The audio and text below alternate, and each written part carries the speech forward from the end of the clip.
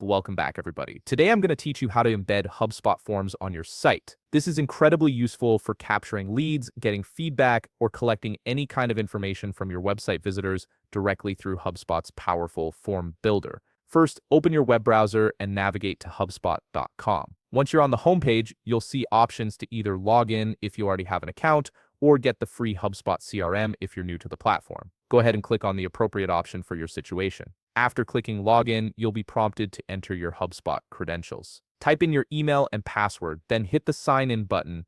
This will take you directly into your HubSpot dashboard where you can access all of your marketing tools and features. Now that you're inside HubSpot, look over to the left navigation panel, hover your cursor over the option labeled Marketing. An expanded menu will appear with several choices. From this menu, locate and click on Forms. This section houses all the forms you've created or have access to in your account. You'll now be on the Forms page where you can see all your available forms. Choose the specific form you want to embed on your website. Hover your cursor over that form, and you'll notice an Action button appears. Click on this button, and a drop-down menu will pop up with various options for managing your form. From the drop-down menu, click on the option named Share. This opens up the sharing settings for your form, giving you multiple ways to distribute it. Here's where the magic happens for embedding. In the Share Your Form menu, you'll see several tabs. Click on the Embed Code option. This generates the HTML code snippet that you'll need to place on your website. Simply click the Copy button below the code, and your form is now ready to be embedded wherever you need it on your site.